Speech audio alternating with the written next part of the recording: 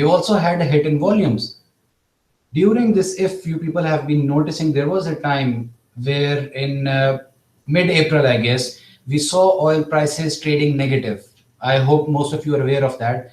It was basically a fact that if I want to sell fuel to someone else, I'd be paying that person some money to keep that fuel because we had excess supply of fuel and there was no demand. The factories were shut down, vehicles were not traveling, airlines was completely shut, cruise lines were shut. So we had no demand for fuel, but we had ample supply.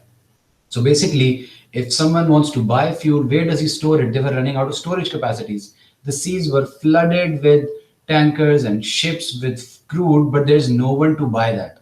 So that's basically, and that's just to correct you over here, this has never happened in history. Oil has never gone negative. This time it happened. And we are fortunate or unfortunate enough to see that.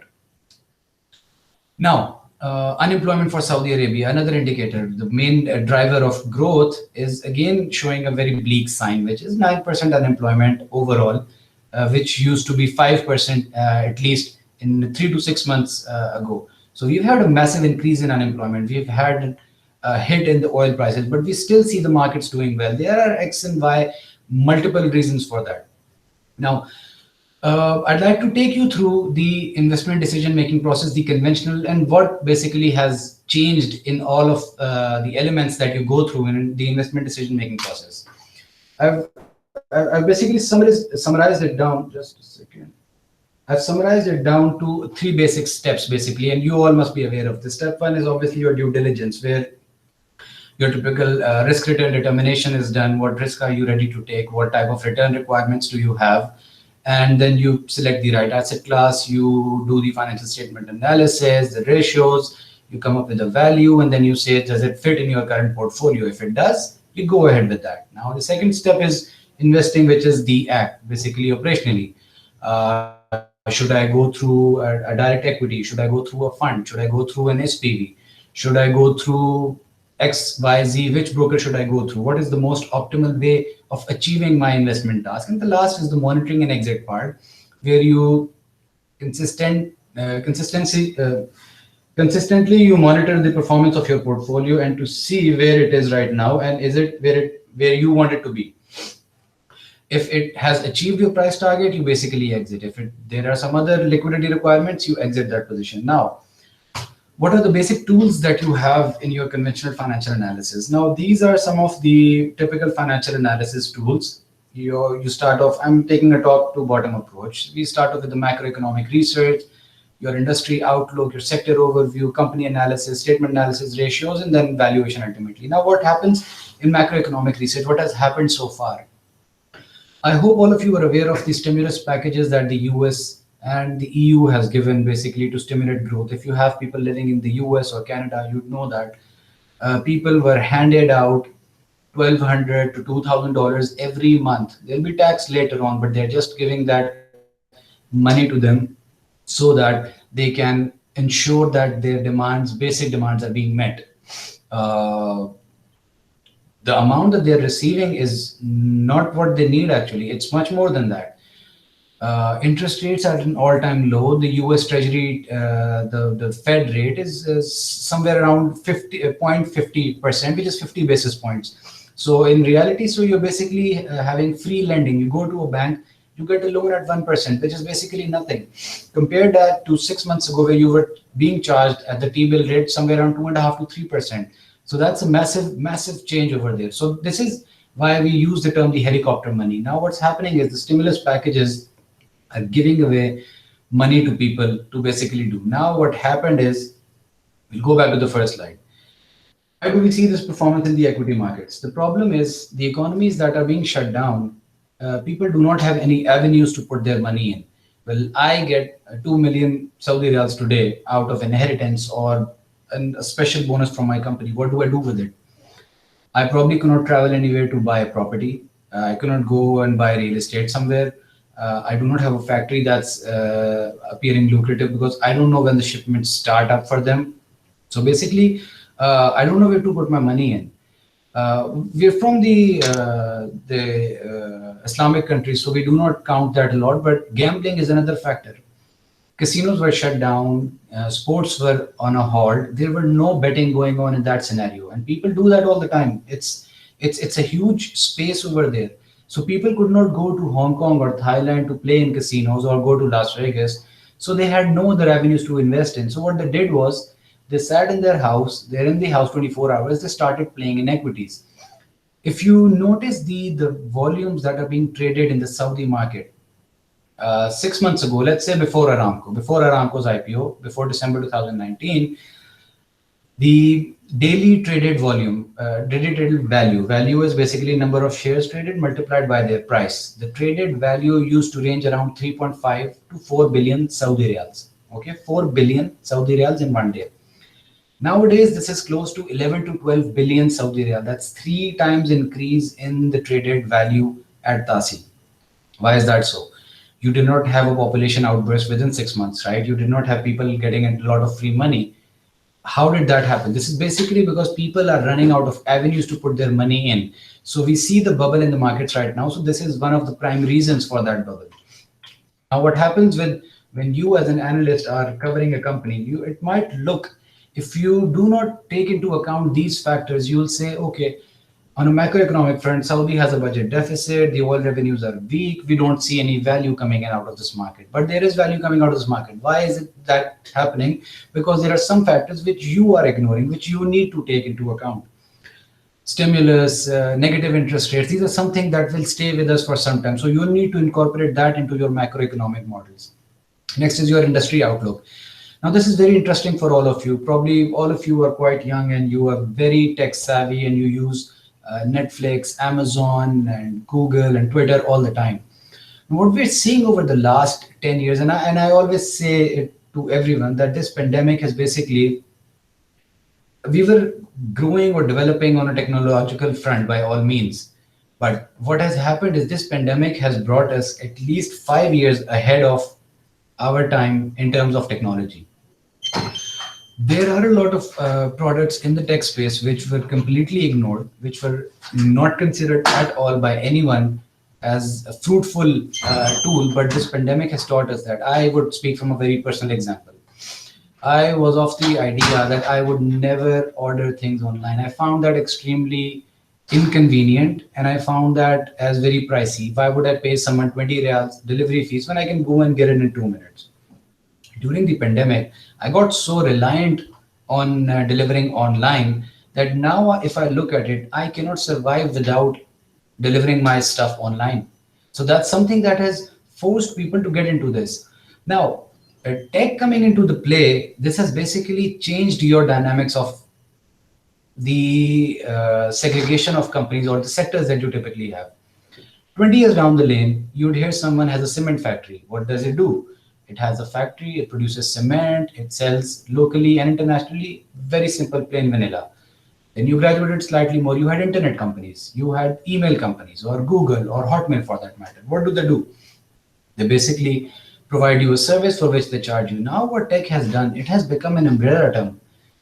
If I tell you to find me a comparable for Amazon for relative valuation for price earnings or price to book multiples, which company do you have? If I say, find me a comparable multiple for Tesla, you don't have any. So people who got stuck to the idea that I need to find exact comparables to this, they cannot basically value these companies.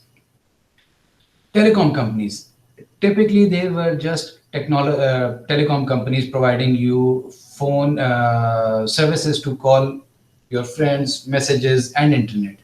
Now, what do you see in the last 6 months? And you all can see it all over the street, and all of you are using it as well.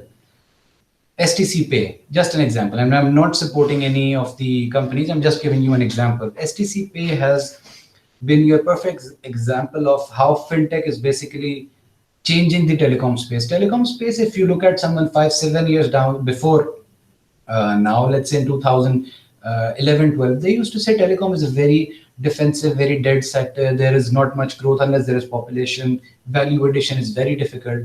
That has completely changed. Now, your telecom sector has basically been a bridge between your banks and your technology companies. So they are at the center of it. STC coming up with STC Pay gives you the biggest direction that STC could be, it already is going to be your first digital bank.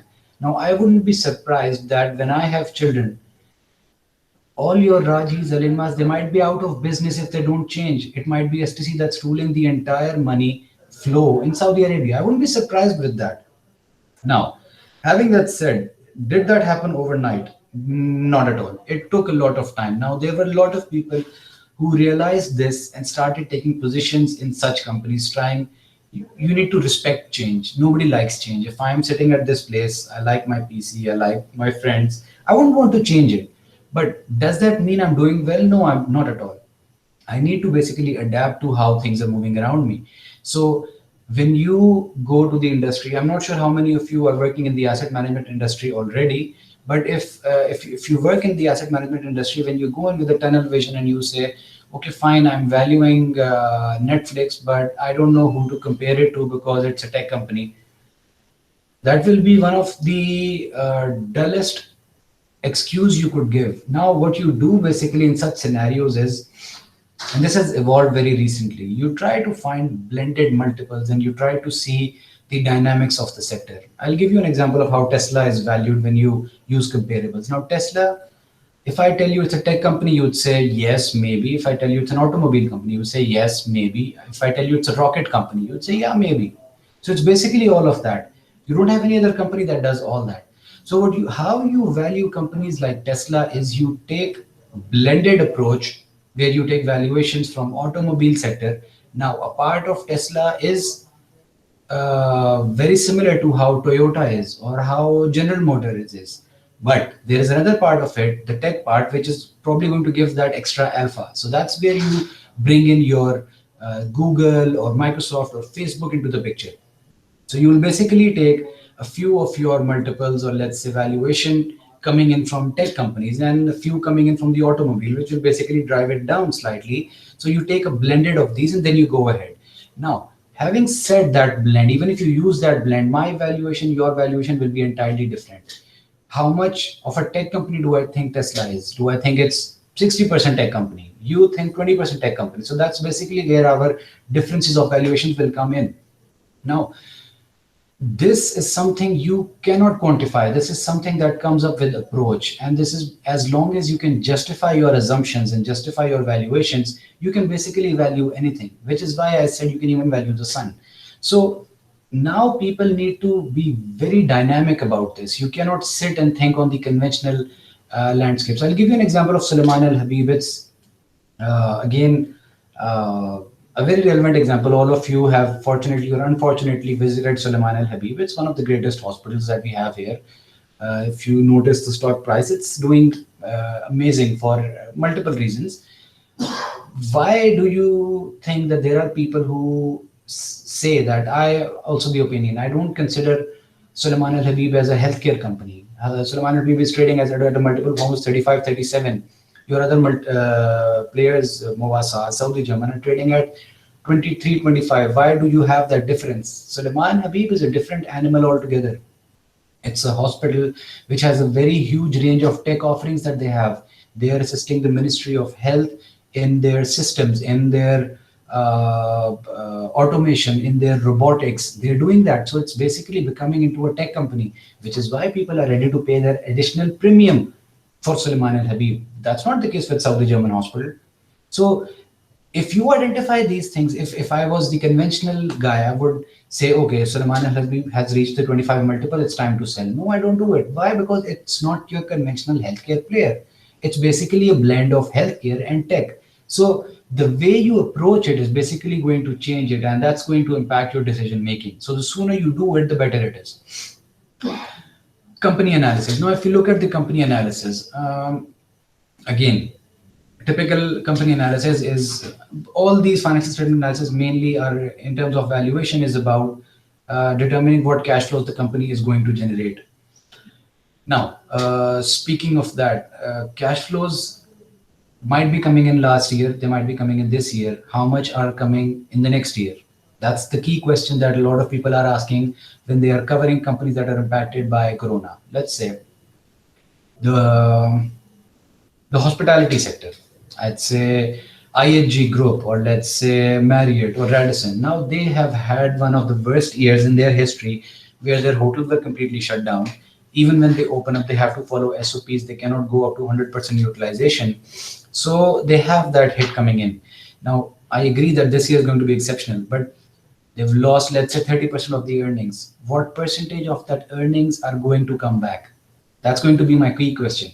Now, that's a question that a lot of people would never ask and they would never think about it. That's what you need to think about. Okay, fine, the company lost this kind of revenues in this pandemic. How much of it will it regain 3 years down the lane? If it can, then the business model is pretty robust. If it's not, then the business model was outdated.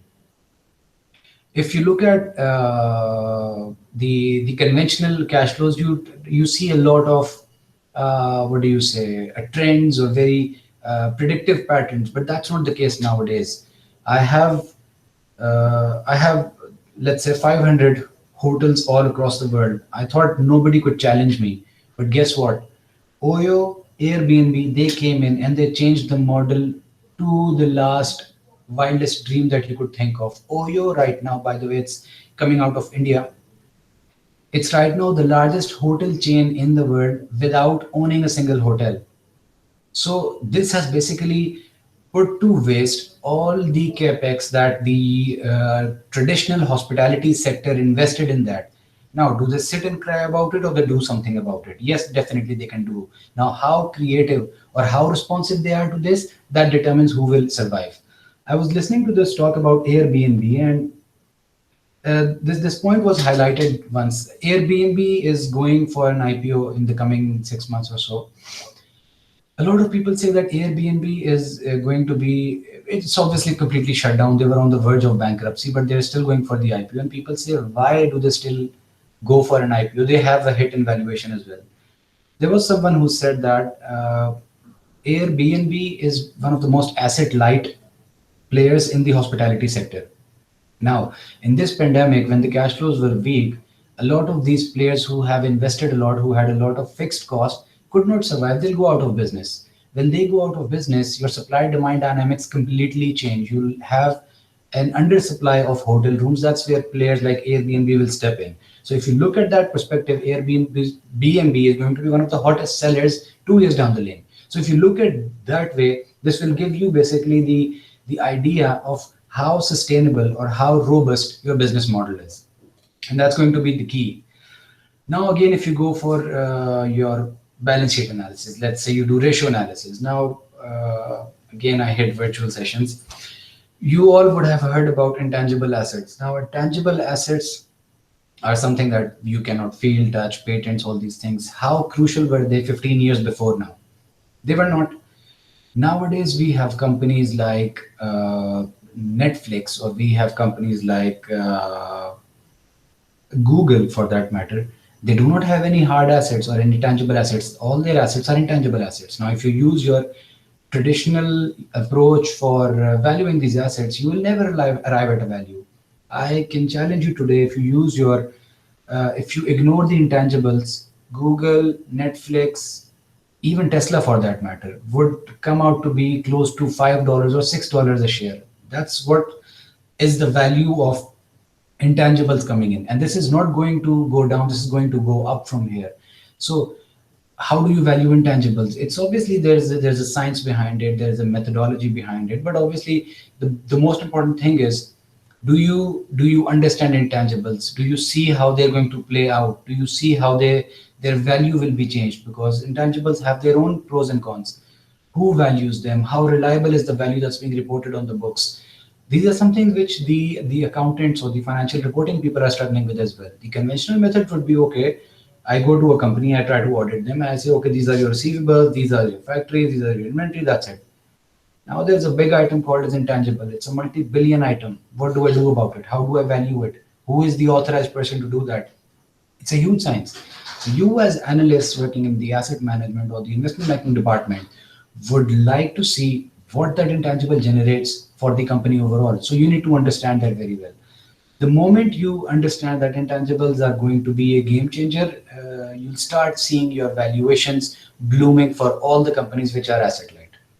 Now, if we go to the comparable valuation, we've already discussed the blended multiple. So I give you another example of a very local chain. Let's say Nadij, the one that sells mandi and madfoon, all these things.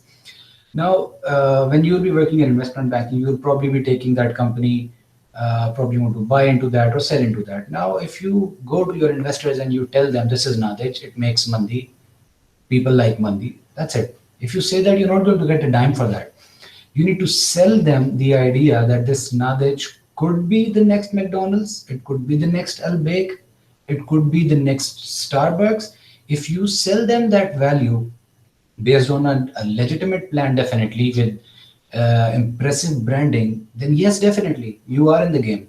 But if you keep telling them that we make the best rice, we make the best meat, that's not going to work. You basically need to graduate to a higher level. You need to blend in. You need to tell what our company could be.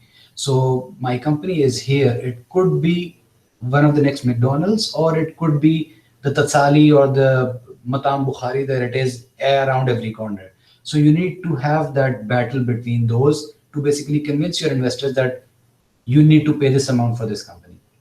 Now for DCF model, rest of the items are covered. Just it's just about the discount rates. Now discount rates should all be much aware of that, which is the WACC, the weighted average cost of capital, is a very key element. A slight change in that changes your valuations like crazy. A half percentage change would change your value by multi-millions or billions. So now discount rates, if we go down the lane, let's say 2015 or 14 onwards, they've been very stable, 1.5 to 3%. Now you have a discount rate of close to zero. You say technically it is zero. How long does this stay this way? I've seen analysts who used same discount rate for, let's say you're valuing a company for 5 years down the lane, they use the same discount rate for all 5 years. That doesn't work anymore. The discount rate is zero point 0.5 today. 5 years, when you have your terminal value coming in from the final year, your discount rate might be 3%. Now that is a 2.5 percentage change in the discount rate will change the value of your company drastically. So you need to take a call on what exactly the interest rate scenario will be 5 years down the lane. I don't expect you to model interest rates using the industry frameworks. Obviously, it's a very lengthy task. I want you to take a subjective or a calculated guess. Do you think discount rates are going to increase every year, or let's say increase every 2 years? Fine.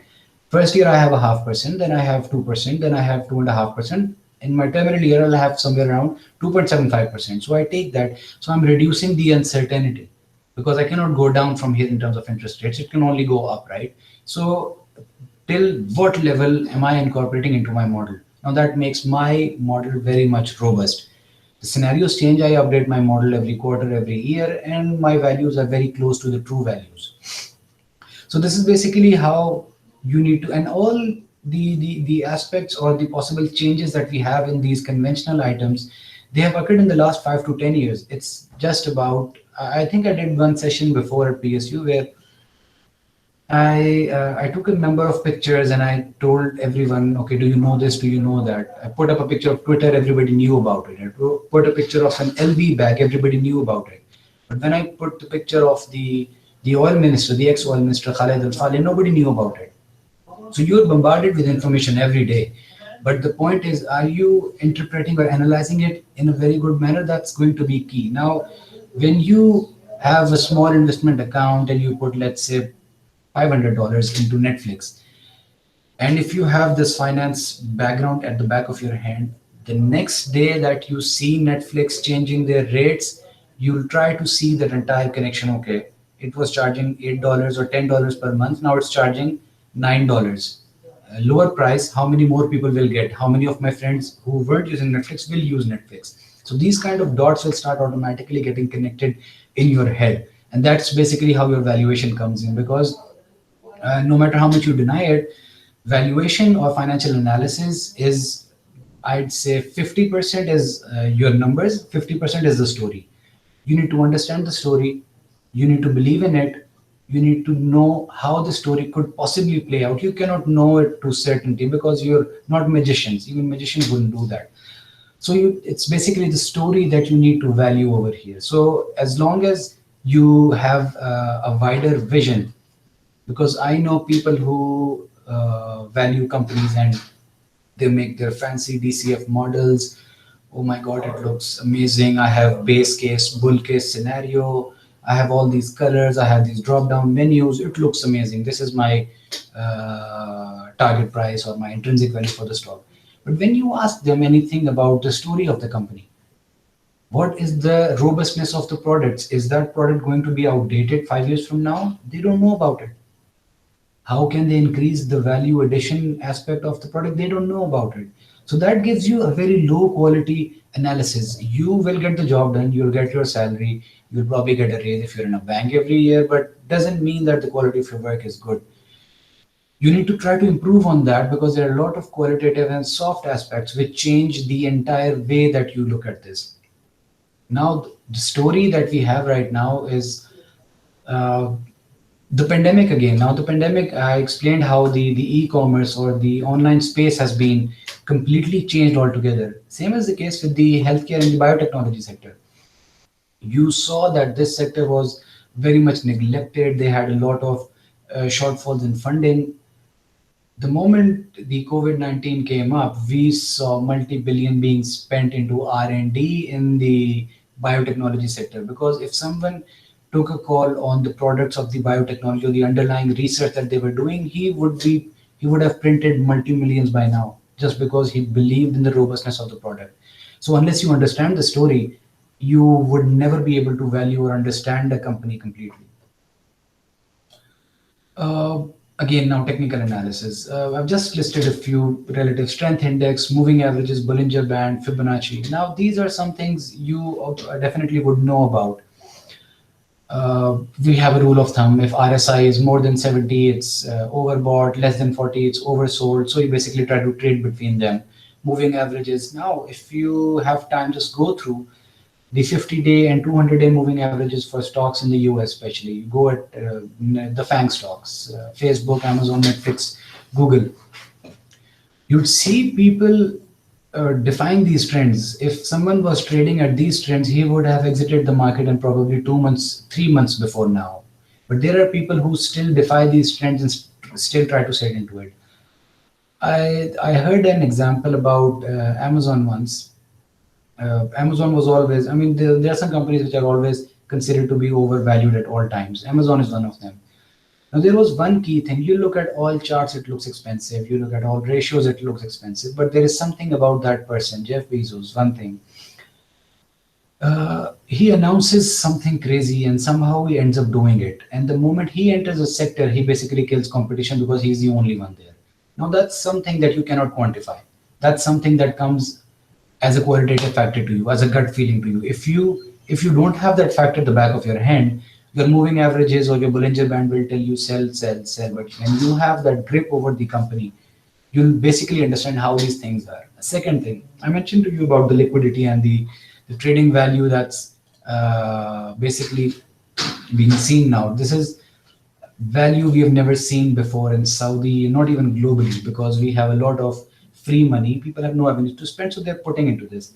Now, your traditional technical analysis tools are suited for a limited volatility or a limited difference in liquidity.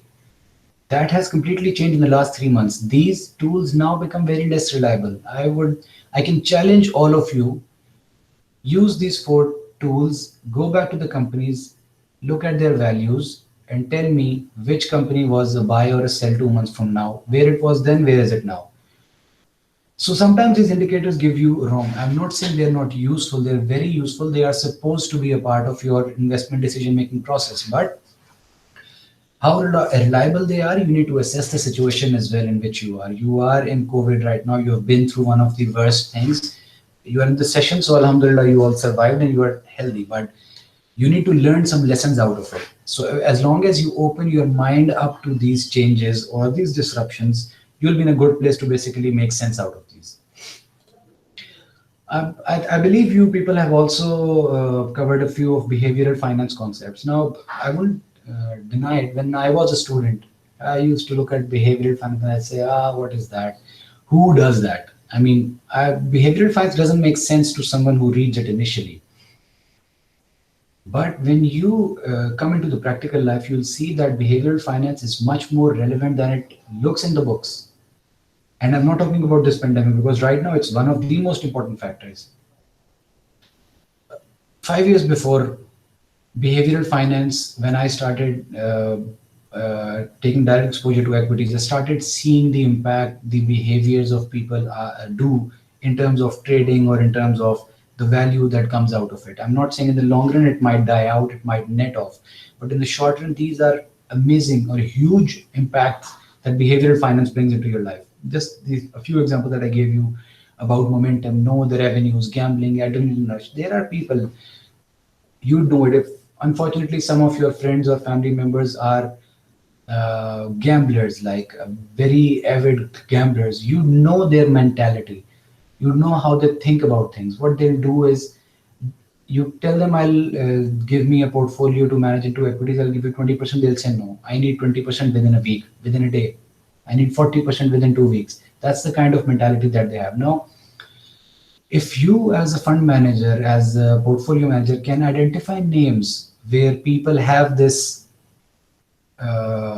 attraction to, I mean, we have a very famous clause that all that glitters is not gold.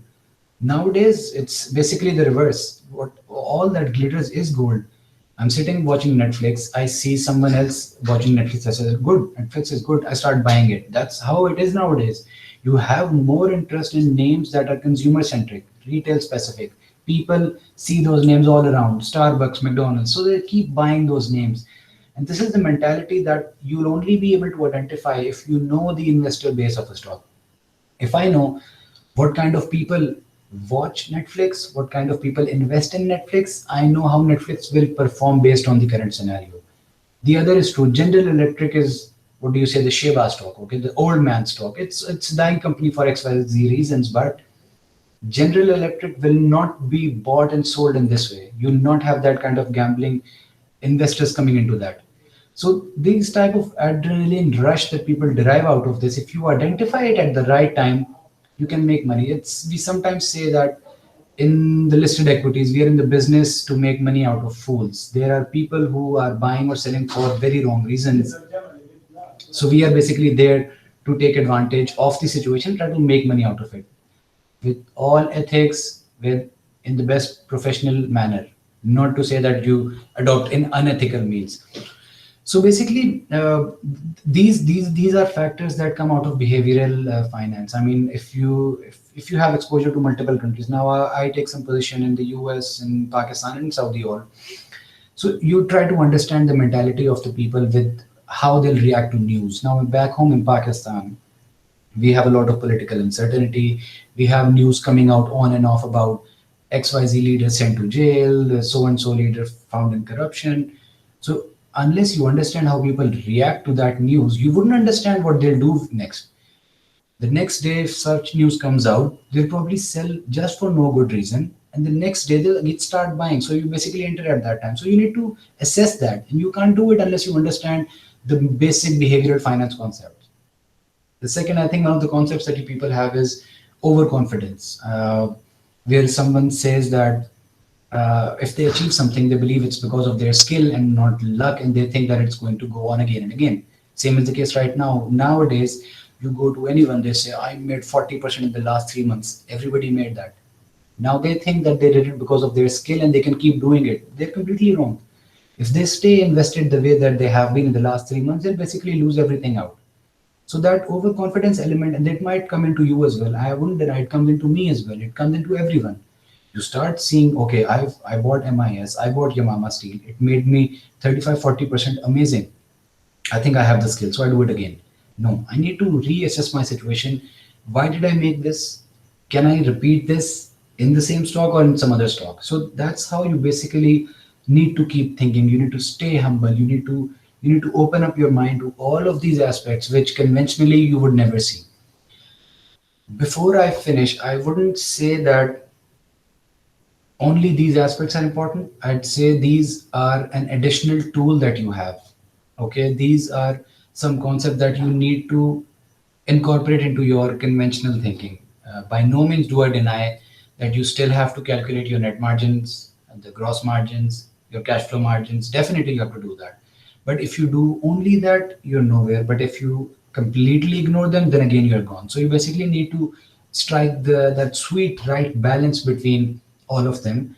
The moment you do that, and it doesn't come easily, it takes time. I wouldn't say in 5 years you'll achieve that, but as long as you have the vision or the focus to think on that lines, you're good to go. You don't have to worry much about it. Then it all comes with practice, hard work, and discipline. So I hope out of the 35 or 40 people that have joined today, even if one person starts thinking differently from this session, I'll feel that my job here is done. So even if one person from here, if I meet him at a conference or any other way, or he speaks to me over LinkedIn, and if he tells me that this is how I think about investing now, I think I'll feel that my job here is done. I think that's basically it that I wanted to share with all of you. Obviously, there's much more that I can say. You are probably all bored as well, so I wouldn't want to go in further details. But I think you all have my contact details. So if anyone has any confusions regarding any of these things, they can always head back to me and get back on any kind of queries. Obviously, you're most welcome as students, as professors. So I think that would be it. If you have any question and answers, I'm all open for that. So shoot right ahead.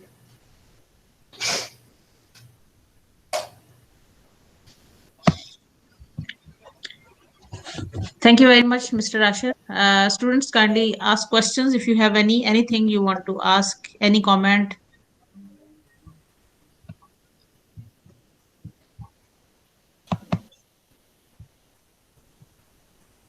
Yes, anyone? Dr. Amara? Yes, doctor. Okay, thank you so much.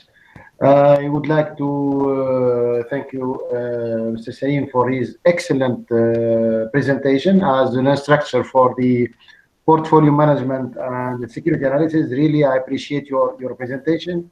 You are going in details with the multiple examples that are related to the Saudi market for the fundamental and technical analysis. Very good job, excellent job.